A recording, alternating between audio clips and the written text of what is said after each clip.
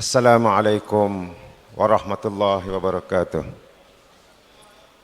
Alhamdulillahillazi arsala rasulahu bil huda wa dinil haq liyudhhirahu 'ala ad-din kullih walau karihal musyrikun. Asyhadu an la ilaha illallah wahdahu la syarika lah wa asyhadu anna sayyidana Muhammadan abduhu wa rasuluh.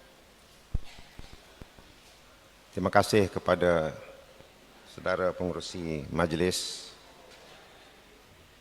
yang dihormati Yang Berhormat Ustaz Haji Wan Hassan Muhammad Ramli, Yang di-Pertua PAS Kawasan Yang Berhormat Ustaz Haji Satiful Bahri bin Mamat Timbalan yang di-Pertua PAS Kawasan, Naib-naib yang di-Pertua PAS Kawasan, Ketua-ketua Dewan, Setiausaha, Ahli Jabatan Kuasa PAS Kawasan Dungun, Wakil PAS Cawangan-Cawangan, ahli-ahli yang berhormat, Ahli Jabatan Kuasa Mesyuarat Agung pada kali ini, para petugas, hadirin hadirat, muslimin muslimat yang saya hormati sekalian. Alhamdulillah, marilah sama-sama kita bersyukur kehadrat Allah Subhanahu wa taala kerana diberikan peluang pada pagi ini untuk kita berkumpul dalam Mesyuarat Agung Tahunan Kawasan Dungun kali ke-61. Saya ingin mengambil kesempatan ini untuk mengucapkan setinggi tahniah kepada seluruh pimpinan PAS Kawasan dan Cawangan yang menghadirkan diri dalam Mesyuarat Agung PAS Kawasan pada tahun ini. Sesungguhnya usaha kita pada hari ini adalah bagi meneruskan mata rantai sebuah harakatul Islamiyah yang bernama PAS untuk membawa mesej bagi menyelamatkan rakyat dengan Islam, membawa budaya politik Islam yang menekankan ketakwaan kepada Allah, bagi menyambung tugas para nabi dan para rasul alaihi wassalatu wassalam sejak zaman berzaman. Terima kasih kepada yang di-Pertua PAS Kawasan Dungun dan staf kepimpinan PAS Kawasan kerana sudi menjemput saya untuk bersama-sama dengan para pendukung Parti Islam Semasa PAS Kawasan Dungun pada pagi ini. Dungun menyaksikan nama seperti Datuk Nakhoda yang berasal dari Pagar Ruyung, Sumatera dan berpindah ke Tanah Melayu pada tahun 1603 Masehi. Ketibaannya di Dungun menyaksikan pembinaan masjid di kampung Bukit Lambor. Orang Bukit Lambor terus membuka kampung di sekitarnya dan memperkembangkan pengajaran Islam dalam masyarakat, sehingga melahirkan berbagai nama pada waktu itu seperti Khatib Osman bin Muhammad, Haji Abdul Jalil Abu Bakar, Haji Yusuf Tahir dan Ustaz Salim Mahmud.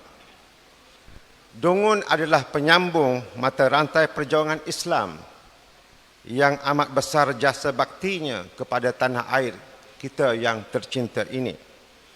Nama Haji Zainal Abidin bin Aman bin Ma'ali yang lahir di Kampung Tasik, Ulu Dungun pada tahun 1893 juga penting sebagai penggerak awal sebagai tokoh dan aktivis sosial dalam negara kita ini.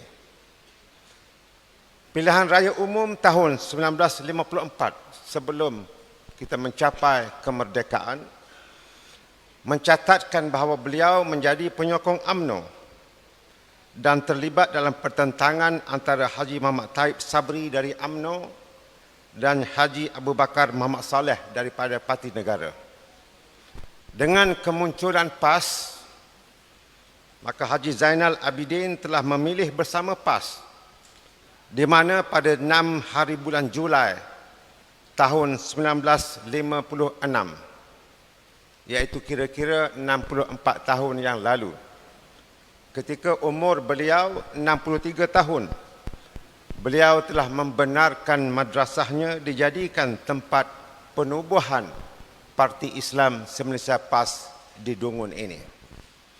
Majlis perasmian dilaksanakan oleh Pesuruhjaya PAS Pantai Timur. Masa itu tak ada Pesuruhjaya PAS Terengganu. Ada Pesuruhjaya PAS Pantai Timur, iaitu Datuk Haji Asri Muda. Dan bermula daripada saat itulah Haji Zainal Abidin menjadi yang di-Pertua PAS Dungun sehingga tahun 1971 dan meninggal dunia pada tahun 1977.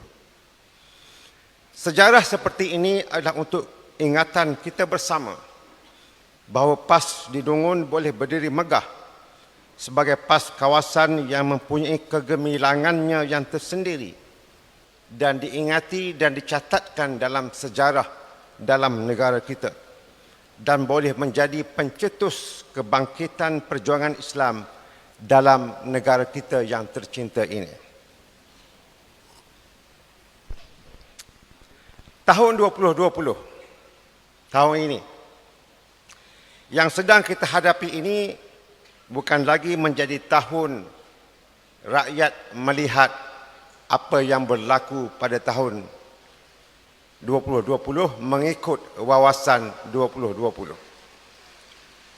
Namun bertukar menjadi tahun ujian, tahun mehnah, tahun tribulasi, bukan kepada kita sahaja tetapi kepada seluruh rakyat. Bukan di negeri Terengganu sahaja, bukan di Malaysia sahaja, tapi rakyat di seluruh dunia. Seperti kata pepatah Melayu, geruh tak berbunyi, malang tak berbau. Iaitulah kemalangan atau bencana terjadi tanpa diketahui. Pandemik COVID-19 adalah salah satu ujian besar bagi peradaban manusia di seluruh dunia. Bahkan kita di Malaysia ini juga berdepan dengan krisis COVID-19. Dalam masa yang sama kita berdepan dengan krisis ekonomi.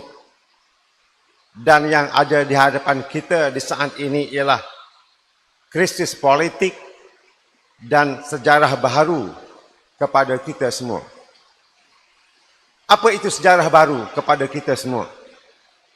Sejarah baru kepada kita semua ialah perubahan kerajaan Putrajaya yang sedang kita lihat pada waktu ini adalah hasil daripada sikap kerajaan Pakatan Harapan selama 22 bulan yang lalu yang telah merosakkan kerajaan yang dibina oleh mereka sendiri. Mereka telah menunjukkan satu sikap atau fi'il bersengketa sesama mereka, mempersalahkan orang lain. Tatkala nakhoda mereka dalam Pakatan Harapan gagal bersepakat arah tujunya, maka ribut melanda. Akhirnya mereka menjadi sebuah kapal yang karam. Dan kita pada hari ini menjadi sebuah kapal baru yang melayari lautan yang luas ini. Kesilapan dan kesalahan mereka, kerajaan mereka yang jatuh itu adalah kerana apa? Yang pertama, kerajaan Pakatan Harapan berkuasa memenangi pilihan raya tetapi gagal menguasai jentera pentadbiran kerajaan. Kedua, pemimpin kerajaan mereka yang menyerajui kepimpinan kerajaan Pakatan Harapan yang lalu gagal berfungsi sebagai pentadbir yang cekap dan efisien. Ketiga, mereka tidak mempunyai sebuah kerajaan yang konsensus. Sehingga kita lihat dan seluruh rakyat menyaksikan bagaimana jemaah menteri mereka bersengketa sesama mereka di hadapan khalayak ramai dan menyalahkan orang lain di atas kegagalan pentadbiran mereka sendiri. Keempat, kerana kepimpinan mereka mempunyai sikap sengketa dan balas dendam yang tinggi terhadap jentera pentadbiran kerajaan, pegawai kerajaan dan juga rakyat. Dan mereka sebenarnya gagal memahami iktibar daripada peristiwa Fathul Makkah pada zaman Rasulullah sallallahu alaihi wasallam dan juga sejarah bagaimana runtuhnya tembok Berlin yang menyatukan Jerman Timur dan Jerman Barat. Yang kelima, keputusan dasar kerajaan mereka yang lalu yang tidak menunjukkan sebuah kerajaan yang stabil. Dan dalam banyak keadaan dominasi keputusan kerajaan yang lalu diketuai, diterajui oleh DAP yang menjadi masalah yang besar sehingga rakyat merasa gelisah, pelabur tidak yakin dan akhirnya menekan kecergasan ekonomi negara. Keenam, tindakan kerajaan mereka yang lalu yang menunjukkan tekanan terhadap kehidupan beragama bagi penganut Islam dan orang Melayu serta menekan institusi yang berkaitan. Dan ketujuh, punca kejatuhan tenggelamnya bahtera kerajaan Pakatan Harapan yang lalu. Yang ketujuh, faktor luaran yang turut mengambil bahagian untuk menggoncangkan kapal yang sedang parah selama 22 bulan itu. Ada faktor mereka sendiri. Akhirnya faktor mereka tak boleh selesai, maka ada unsur luaran. Kena kita kocok, kena kita buat sesuatu, barulah kapal mereka karam sebagaimana yang kita lihat pada awal tahun ini.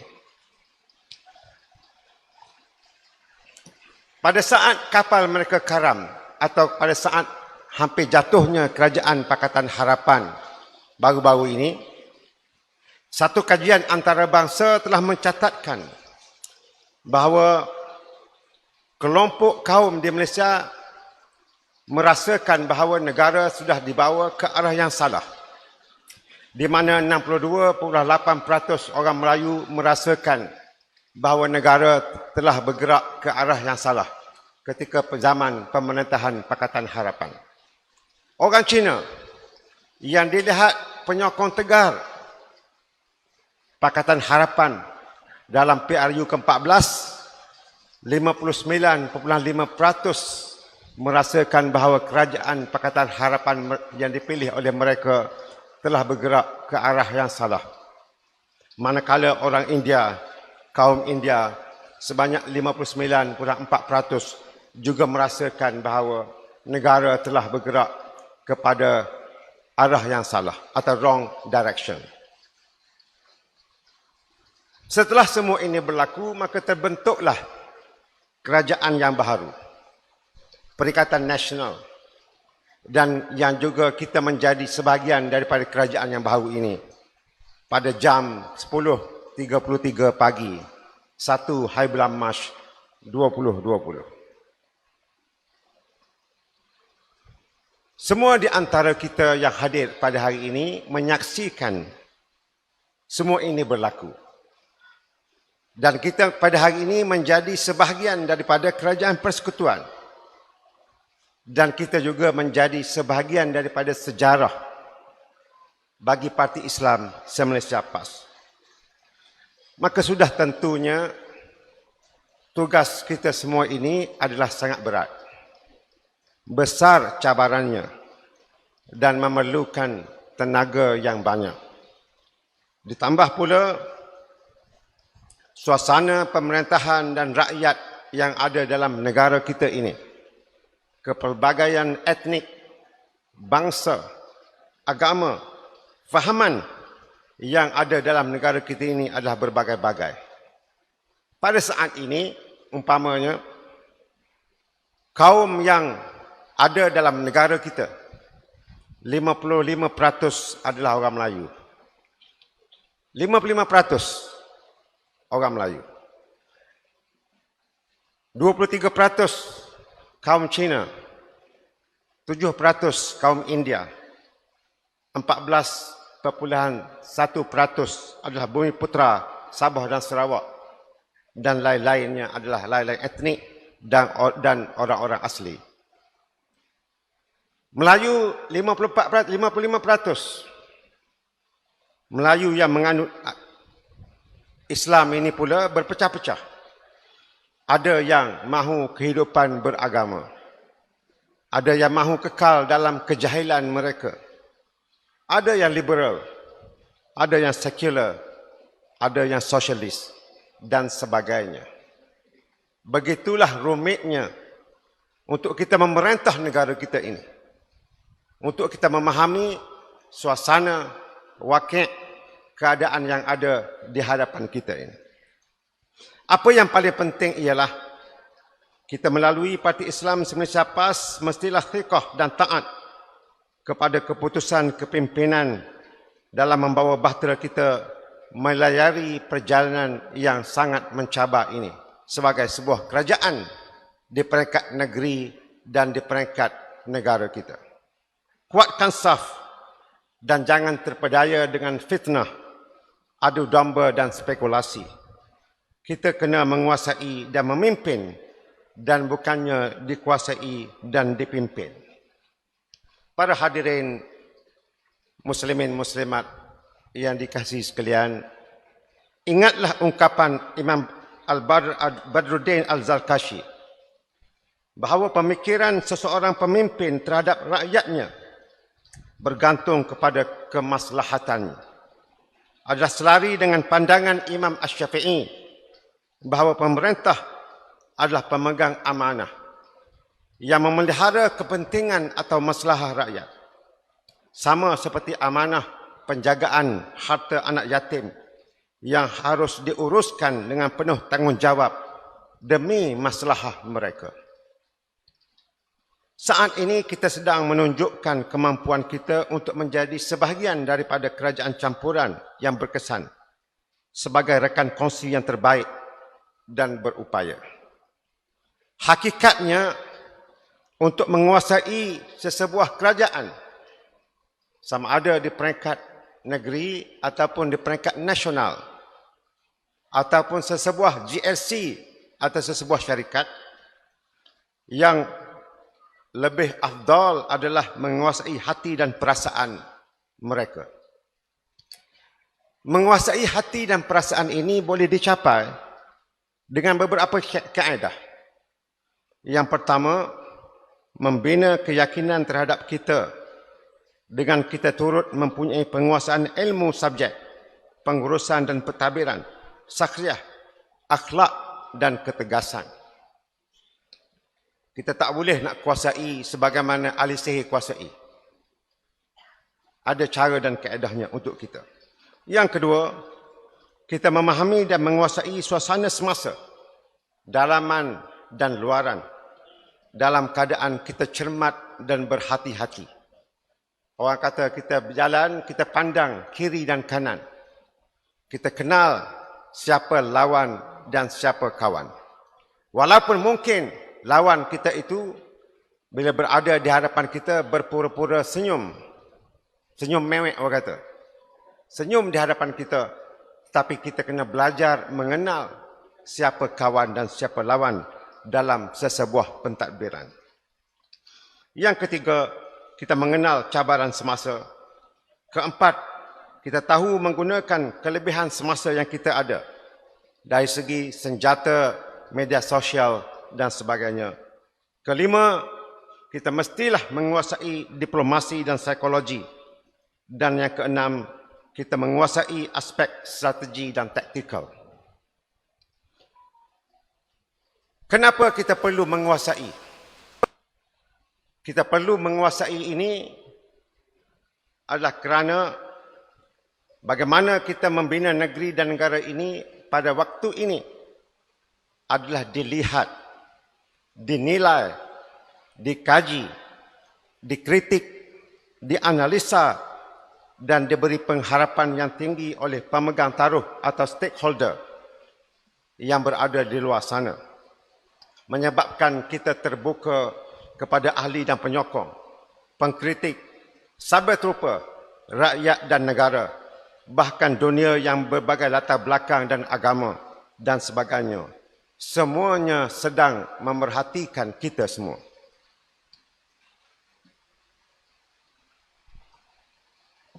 Para alim ulama kita wajar memberikan kefahaman kepada kita dalam kita mengurus takbir sesebuah negeri atau negara. Dahulunya kita bercakap, kita mengajar di majlis-majlis pengajian, kita berkuliah. Tetapi pada hari ini, Allah Ta'ala memberikan amanah kepada kita untuk kita melaksanakan iqamatuddin wa siyasatud dunyabi. Saat ini adalah saat wasiyasatud dunyabi. Maka kita perlu faham pembahagian maqasid syariah, sama ada maslahah daruriyah, maslahah hajiyah ataupun maslahah tahsiniyah. Seterusnya kita memahami mana satu fiqh aulawiyat dan siasah syariahnya. Kenapa? Kerana kita adalah sebagai kelompok yang menjadikan Islam sebagai dasar dan prinsip perjuangan. Maka saat inilah saat yang paling aula untuk kita mengamalkan segala macam khazanah ilmu Islam dalam kita bernegeri, bernegara dan bersyarikat.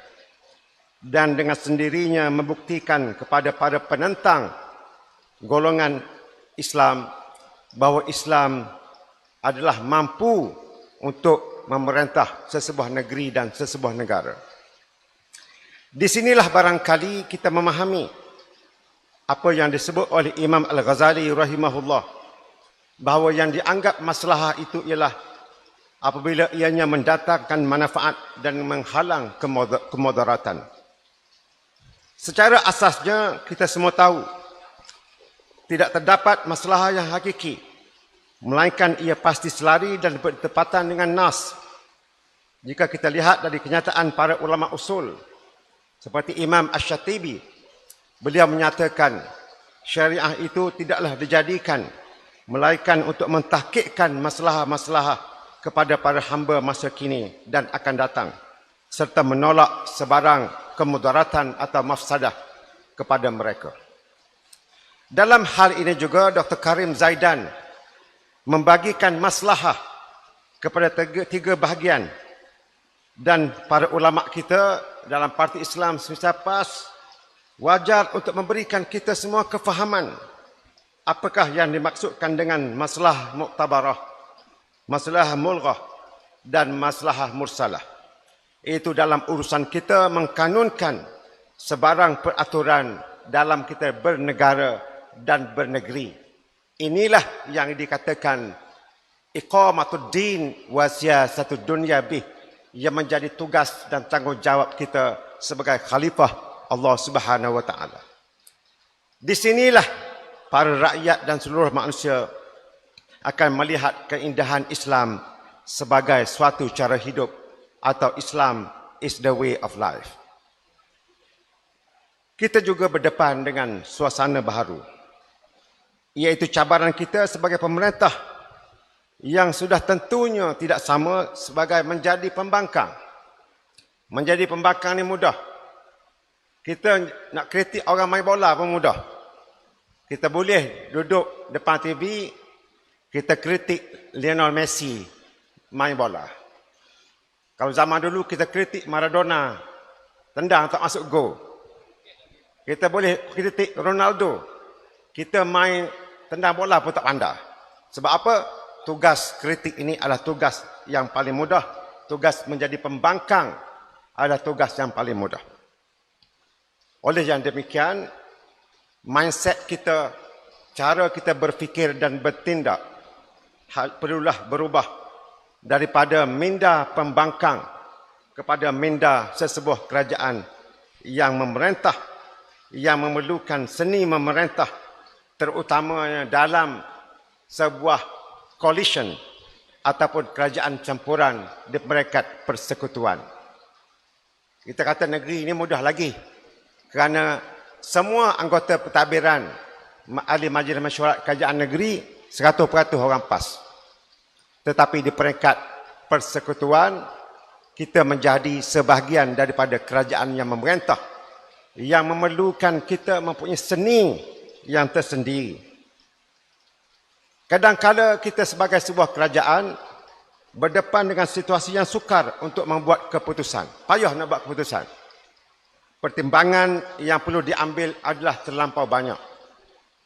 Pertimbangan kepentingan rakyat, kehendak rakyat, keputusan perniagaan atau business decision, untung rugi, tindakan populis, keputusan tegas, semua perkara ini perlu dipertimbangkan dalam kita membuat keputusan sama ada di peringkat negeri, negara atau sesebuah syarikat yang kita ada dalam itu.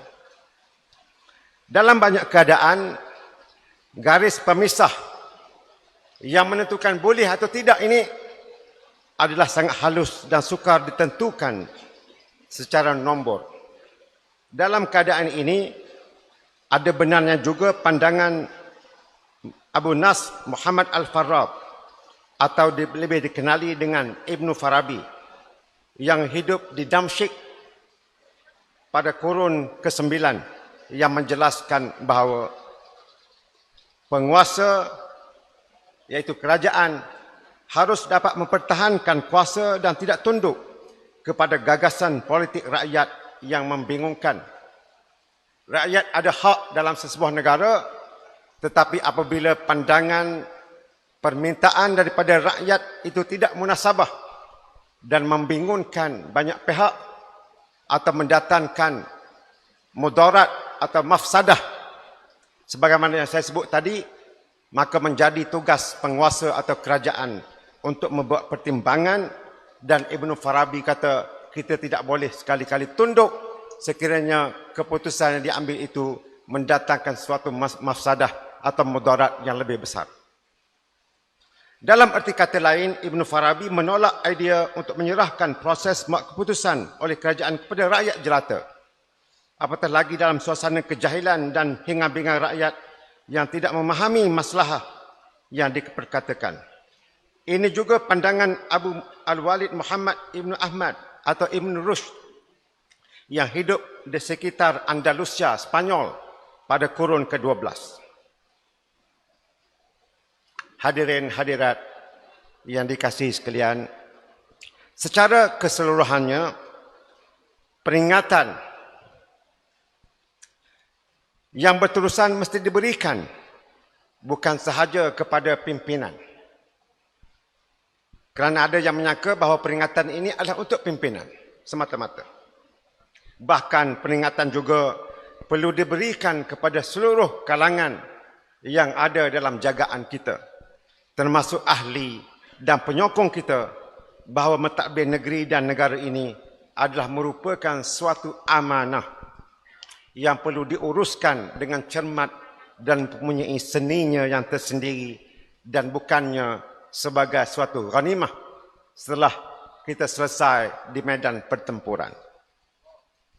Tekunilah pesanan Nabi SAW yang kita kasihi Di saat selesai perang Hunain, apabila ada di kalangan Ansar yang tidak berpuas hati sehingga mengungkapkan ungkapan kepada Nabi SAW yang mulia itu, Rasulullah tidak adil apabila harta rampasan perang Hunain dibahagikan hanya kepada mereka yang baru masuk Islam, di mana sebagian mereka adalah dari Quraisy Mekah dan sekitarnya, dan tidak diberikan kepada kelompok Ansar dan Muhajirin yang bersama Nabi SAW daripada awal. Berita ini disampaikan oleh seorang sahabat yang bernama Sa'ad yang melaporkan kepada Rasulullah SAW berkenaan rasa tak puas hati golongan Ansar, di mana Sa'ad menyebut kepada Rasulullah SAW, "Wahai Rasulullah sallallahu, sesungguhnya perkampungan ini daripada Ansar dan mereka telah berkecil hati di atas tindakan engkau ya Rasulullah dengan harta rampasan perang yang diperolehi. Engkau memberikan kepada kaum kamu dengan pemberian yang cukup banyak, sedangkan golongan Ansar tidak memperolehi barang sedikit pun." Maka Nabi SAW mengumpulkan para sahabatnya dari Ansar dan Muhajirin.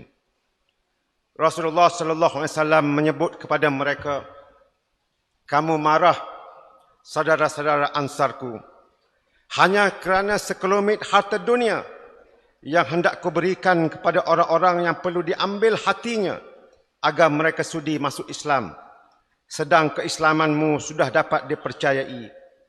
Tidakkah kamu rela, saudara-saudara Ansar, bahawa apabila orang-orang itu pergi membawa kambing, membawa unta, sedang kamu pulang membawa Rasulullah ke tempat kamu?" Tanya Rasulullah kepada sahabat Ansar, "Demi dia yang memegang hidup Muhammad, kalau tidak kerana hijrah, tentu aku termasuk golongan Ansar. Jika orang menempuh suatu jalan di celah gunung dan Ansar menempuh jalan yang lain, nescaya aku akan menempuh jalan Ansar. Allahumma ya Allah, rahmatilah orang-orang Ansar, anak-anak Ansar dan cucu-cucu Ansar." Kelompok Ansar yang mendengar ucapan Nabi SAW menitiskan air mata, menangis, diperingatkan oleh Rasulullah sedemikian rupa. Sebagai peringatan kepada kita semua, sejarah juga telah menunjukkan begitu ramai pemimpin dunia apabila mendapat kekuasaan, mula kepeningan, bahkan meleburkan fikrah perjuangan Islam yang ada dalam diri mereka. Ketika inilah jamaah yang kita berada dalamnya ini mestilah memainkan peranan untuk membetulkan hala tuju kepimpinan, memandu pentadbiran dan pelaksana agar mengikut fikrah parti yang memerintah atau kerajaan campuran yang bertanggungjawab. Di sinilah kebijaksanaan perlu dilaksanakan. Apabila kita berdepan dengan bermacam latar belakang, ideologi dan rasa hati yang berbeza dalam rakan parti yang membentuk kerajaan campuran, terutama di peringkat persekutuan. Tidak orang yang berada di federal, di persekutuan, mempunyai fikrah atau berfikiran sama seperti kita. Tidak semua orang memahami dan mendasari perjuangan bersusah payah, berrehlah, bermuqayyam, bertamrin seperti kita. Maka sikap tolerasi dan tegas perlu disesuai dan ditimbang-timbangkan dengan ilmu dan seninya yang tersendiri, supaya akhirnya parti ini menjadi anggota kerajaan yang berkesan, dan yang paling penting ialah kita diredai oleh Allah Subhanahu wa taala. Hari ini kita sama-sama ingin memperkasakan jentera pilihan raya yang perlu digerakkan untuk berdepan dengan apa jua kemungkinan yang bakal tiba. Sudah tentunya PRU ke-15 ini adalah berbeza dengan PRU ke-14, di mana kita pada waktu ini berada dalam sebuah permufakatan politik menjadi sebuah kerajaan. Apapun pada peringkat ini, proses perbincangan dan penyelarasan di peringkat atasan sedang berjalan. Persoalan parlimen mana, berapa kursi dan siapa calon, perlu diserahkan kepada kepimpinan untuk menentukannya. Di sinilah konsep wala' dan thiqah kepada kepimpinan, terutamanya kepada Presiden PAS, akan sama-sama kita buktikan. Sebagai saya dilantik oleh pimpinan PAS Pusat sebagai Ketua Pasukan Perunding, kerusi, untuk berunding bersama dengan rakan-rakan daripada UMNO dan Bersatu. Kita ada beberapa orang, saya dilantik sebagai ketua. Saya memberikan komitmen dalam konteks Terengganu kita ini, 6 kursi parlimen itu kita akan kekalkan dan pertahankan dengan sesungguh-sungguhnya. Dalam masa yang sama, kekuatan dalaman dan tarbiyah ahli juga mesti diperkasakan. Oleh kerana itu, saya tinggalkan beberapa perkara yang mesti diambil perhatian dan diperkasakan. Pertama, perkasakan amal fardi. Kedua, perkukuhkan usrah di semua peringkat jamaah. Ketiga, semarakkan likat fikri dan tamrin di peringkat kawasan. Keempat, perteguhkan ukhuwah Islamiyah melalui sesi musyawarah dan muzakarah. Sebelum saya menamatkan ucapan, sekali lagi saya ingin mengucapkan jutaan terima kasih kepada Jadi Ketua PAS Kawasan Dungun dan semua ahli PAS Kawasan Dungun kerana memberikan peluang yang sangat berharga kepada saya bertemu dengan tuan-tuan yang dihormati sekalian. Dengan lafaz Bismillahirrahmanirrahim dan sabda Rasulullah sallallahu alaihi wasallam, siru ala barakatillah, saya merasmikan Masyarakat Agung PAS Kawasan Dungun kali ke-61. Semoga mendapat rahmat dan diberkati oleh Allah Subhanahu wa taala. Wabillahi taufiq wal hidayah. Wassalamualaikum warahmatullahi wabarakatuh.